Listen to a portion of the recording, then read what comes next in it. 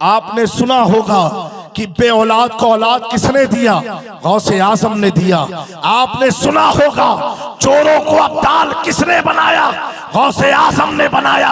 आज पूरी दुनिया में हर मकतबे फिक्र का आदमी ये कहता है, ए अल्लाह, फिलिस्तीन के हालात को देख करके कि हमें कोई सलाहुद्दीन अय्यूबी को पैदा फरमा दे, कोई सलाहुद्दीन अय्यूबी को पैदा फरमा दे।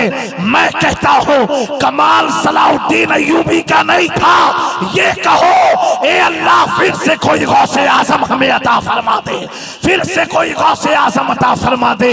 मकाम कुर्द में, जिसे आज नक्शे में कुर्दिस्तान कहा जाता है, उस मकाम पर सैयदना गौसे आजम पीराने पीर दस्तगीर की एक करामत हुई थी। बड़ी मशहूर करामत है।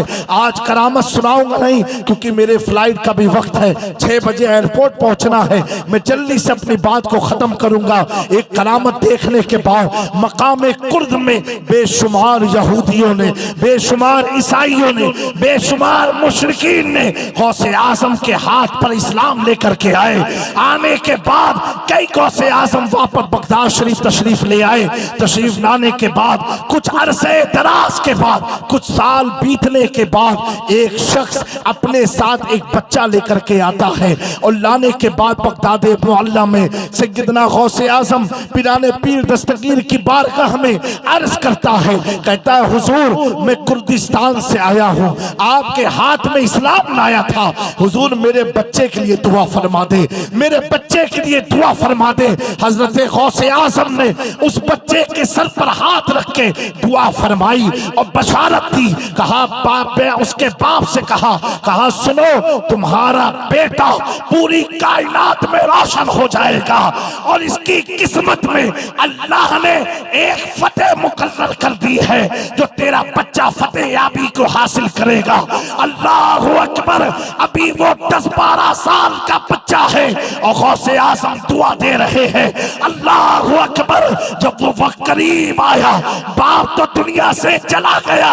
अब जब बैतुल मक़दिस पर यहूदियों ने हमला किया और मजलूम मुसलमानों को सताया, भगाया, उस वक्त जो बच्चा था, जो जवान हुआ, जब उसे मालूम पड़ा, वो अपने कुर्दिस्तान से निकल करके बैतुल मुक़द्दस की तहफ़्फ़ुज़ के लिए निकला।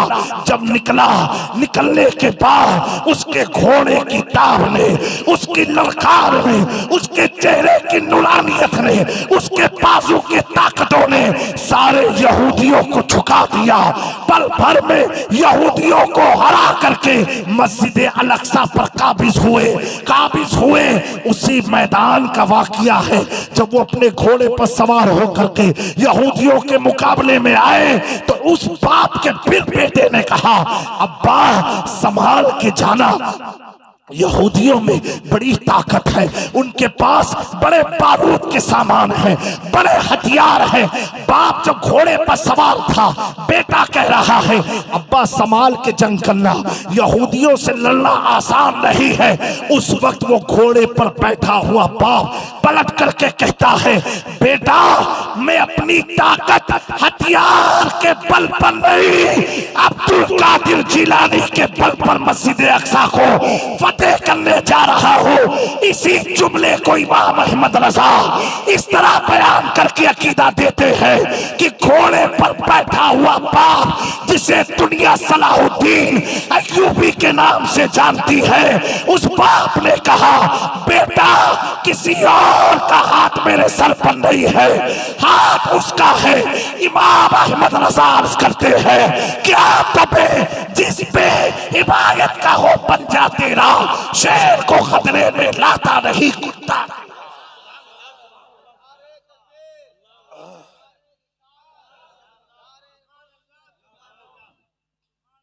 मेरे दोस्तों, सलाहुद्दीन अय्यूबी आ जाएंगे, लेकिन उनको फतेह की बशारत देने वाला कोई गौसे आजम भी तो होना चाहिए। प्यारो, ये करामत सुनाना मकसद नहीं है, ये जितने भी लोग बैठे हो गौर से सुनना। इतनी करामत के हामिल है गौस पाक।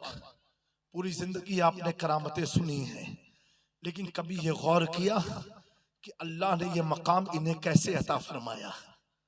कभी इस पर ध्यान दिया कि इतना उरूज इन्हें कैसे मिला? मेरे प्यारो, आज का दौर तो बहुत मुश्किल दौर है, बड़ा टफ दौर है। जो कौम कुरान से दूर हो, दीनी तालीम से दूर हो, दुनियावी तालीम से दूर हो, वो कौम तरक्की का ख्वाब देखे। ये ऐसा है जैसे कि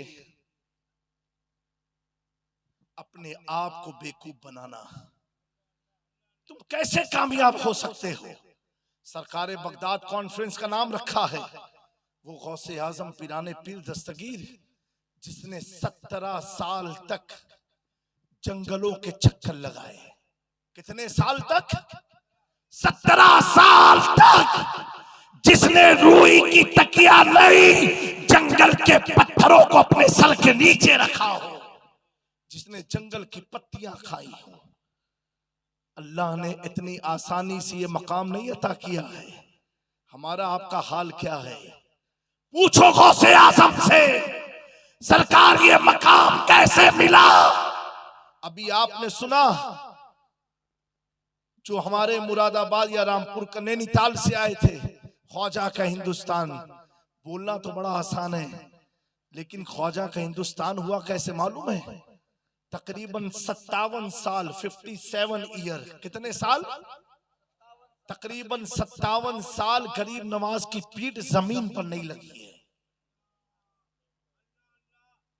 कितने साल?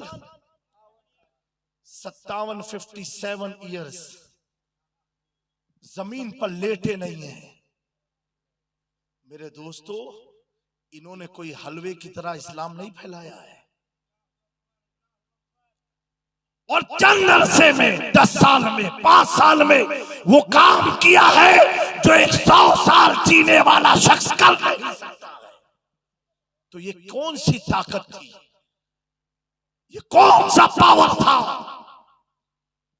तो प्यारो, दीन के काम का जज्बा तो है, लेकिन एक बार तो पूछ लो, गौसपाक ये पावर कहां से आया?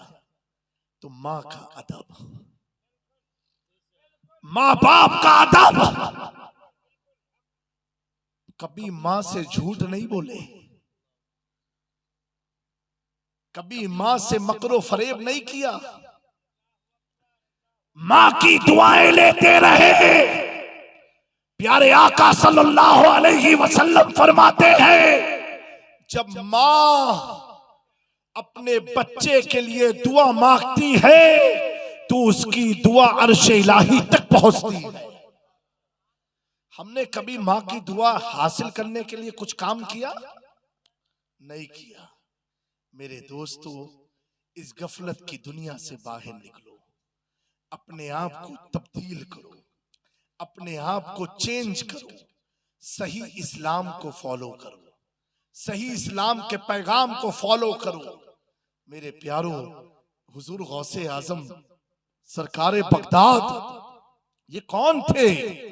लोग मदरसे में जाकर के हाफिजे कुरान बनते हैं, मदरसे में पढ़ के हाफिजे कुरान बनते हैं। मेरे गौस का वो मकाम है और उनकी मां का वो मकाम है कि मेरा गौस जब पैदा हुआ तो हाफिजे कुरान।